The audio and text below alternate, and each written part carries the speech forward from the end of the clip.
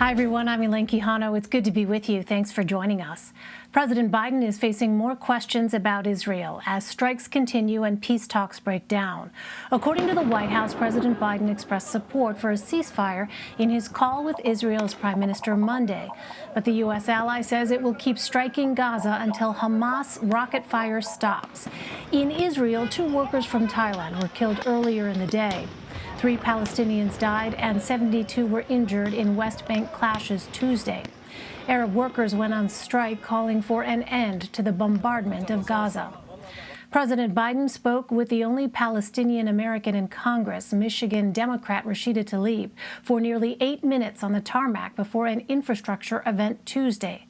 Tlaib has been one of the president's harshest critics over his support for Israel. Mr. Biden complimented her during a speech after the conversation. I admire your intellect, I admire your passion, and I admire your concern for so many other people. And it's from my heart, I pray that your grandmom and family are well. I promise you I'm going to do everything to see that they are on the West Bank. You're a fighter, and God, thank you for being a fighter. In Washington, a bipartisan deal to form a commission to study the January 6th Capitol insurrection could be in trouble after the top House Republican criticized the plan. Minority Leader Kevin McCarthy says he does not support the deal agreed to by New York Republican John Katko. It would have given Republicans equal control over the inquiry into the Capitol attack. Here's how Congressman Katko defended the plan. I can't state this more plainly enough. This is about facts. It's not about partisan politics. It's about making the Capitol Police complex stronger. It's about making the Capitol safer. It's about making the Capitol Police Department or officers, which by admission is a very dysfunctional group right now with 92% of their members having no confidence in their leadership, going to make them better. We have to make them better. We owe it to the line people who risk their lives to protect us every single day. Nancy Cordes, Catherine Herridge, and Zeke Miller join me now. Nancy is CBS News Chief White House Correspondent.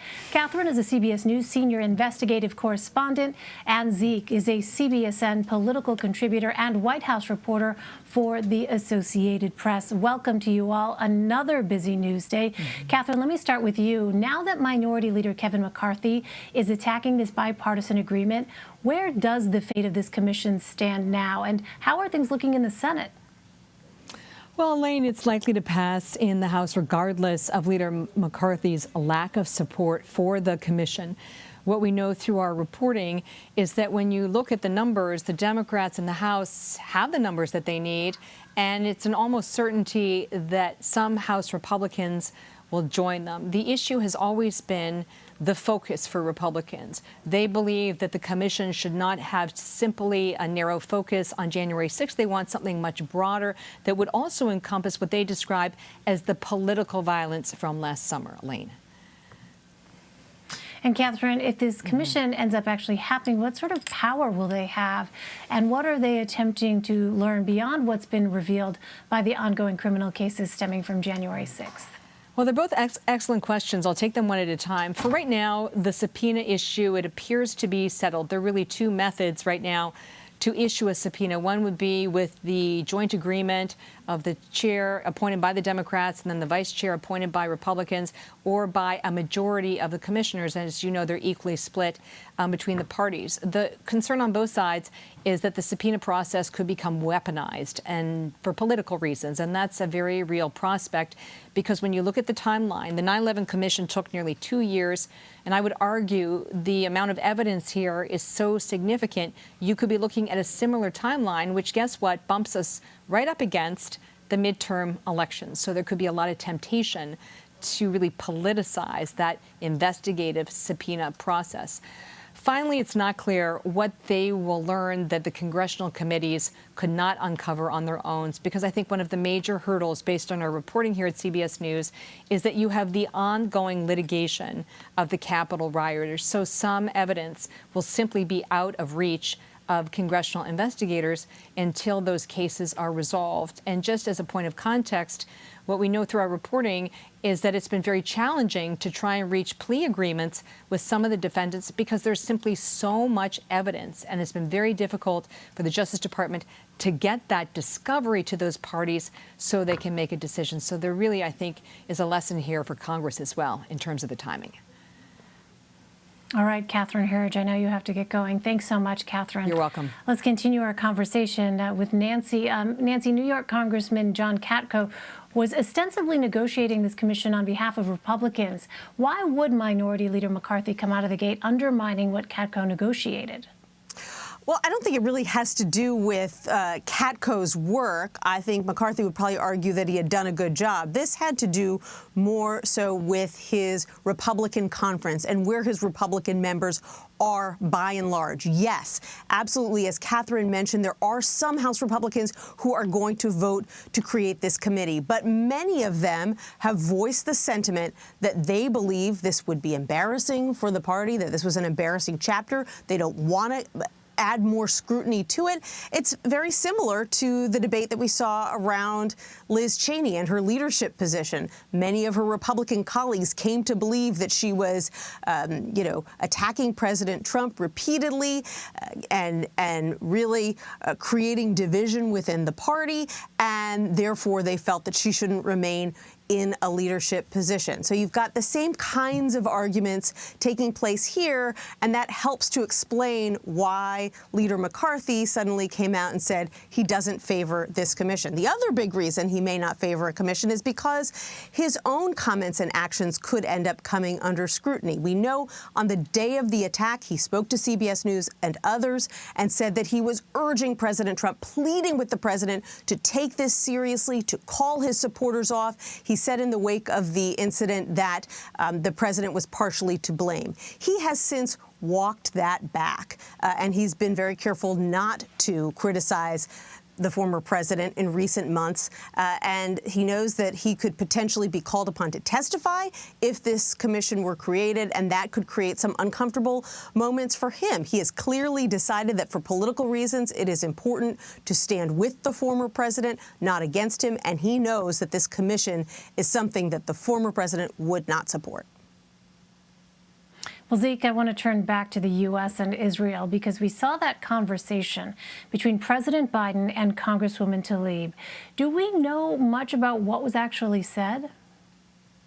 We don't just yet, though it's expected we'll probably get something on that from the Congresswoman in the coming hours. What does seem to be clear from the president's remarks after that conversation that Congresswoman Tlaib staunchly advocated for the president to do more to protect Palestinian civilians on the ground, both in the West Bank and in Gaza. She's been one of President Biden's sharpest critics for his handling of this international crisis, calling on the president to be far tougher on Israel, not just support a ceasefire, but actively call for one and lobby the Israeli government to stop firing in retaliation for those Hamas missile strikes into Israel. She's encouraged the president to stop blocking action at the UN to criticize Israel. So on all of those fronts, the president has sort of essentially rebuffed her on that, but he's trying to praise her as well as being an advocate on behalf of Palestinian civilians. So it's a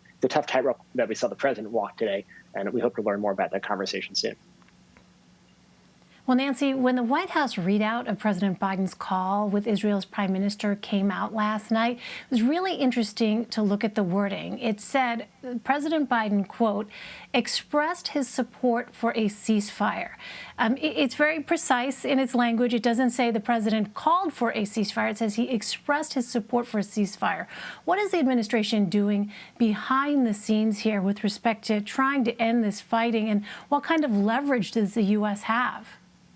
They are walking that tightrope, Elaine, that Zeke described. On one hand, they are expressing the decades-long, rock-solid support that the U.S. has always had for Israel. On the other hand, they are well aware that there is a growing progressive wing of the party that includes Rashida Tlaib that feels very strongly that Israel has not treated the Palestinians fairly, that it treats them like second-class citizens citizens at best, and that wants the government to be tougher on Israel. And so that was President Biden essentially acknowledging that this is a very important wing of his party and sending a different message than he might have in the past by calling for by acknowledging that he wants a ceasefire, that he wants both sides to stand down. And, you know, it's no accident that Rashida Tlaib, the only Palestinian-American member of Congress, was there on the tarmac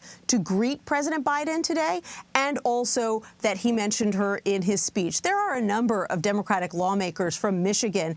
He could have had anybody waiting for him there. The White House is very intentional about who it has greet him on the tarmac every single time he travels on Marine One or Air Force One. Zeke knows this well, and they write his speeches. And so the fact that they chose to have him be greeted by her, in particular, a Palestinian-American who's been very critical of Israel, and that he mentioned her by name in his speech, I think is meant to send a message both to progressive Democrats, I hear you, and to Israel, that this administration is going to have a slightly different position when it comes to Israel than previous ones have. It's an excellent observation, Nancy, because message discipline really has been a central tenet of this administration so far. We have seen them be very intentional about statements that they want to make. And certainly, as you point out here, the choice to have the Congresswoman greeting the president on the tarmac was no accident at all. Nancy, what do we know about potential plans from Democrats to delay a $735 million arms sale the U.S. recently approved to Israel?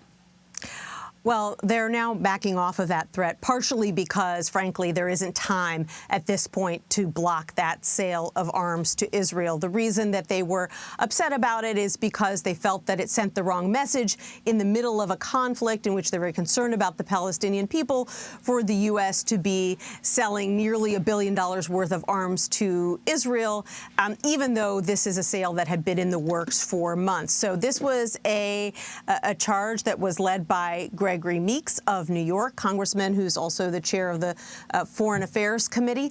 He sent a letter to the Biden administration calling on them to halt the sale, but he later kind of backed off of that threat after the Biden administration agreed to come down to Capitol Hill and brief lawmakers about exactly what it is doing to try to ease tensions in that region. So it's another indication that progressive Democrats feel emboldened to challenge the Biden administration on this issue, and that they are not going to let up, even if this particular skirmish now appears to have been resolved. And Zeke, this trip to Michigan was to promote the president's infrastructure plan.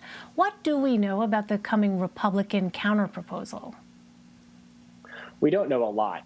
We do know that there have been talks between Republican lawmakers on the Hill and senior administration officials, cabinet secretaries and other staff today and continuing over the last couple of days. But we sort of they're in a bit of a box as well as the administration. The administration's challenge here is sort of walking and chewing gum at the same time, dealing with this series of international incidents and crises, and while trying to maintain their domestic agenda. On the Hill, it's sort of their challenge is to try to find a package that try to appear bipartisan, while also appealing to parts of their Republican base that want to oppose the president at every turn. What these Republican lawmakers are sort of looking at is an infrastructure package roughly in the order of $1 trillion, it seems. That is more than Senate Majority Leader Mitch McConnell wants to put in that package. And it's not clear that there are 10 Republicans who are willing to go along with that number, which would be required to get over the filibuster. You know, part of the challenge here as well is the White House has set up sort of an informal deadline of Memorial Day to try to get a sense of whether or not they can work with Republicans. The president has said he wants to move swiftly on this package with or without them by the summer. So there's a lot. There are a lot of moving parts here, and a lot of work to get done before that Memorial Day soft deadline to see if there is an agreement to be had here at all.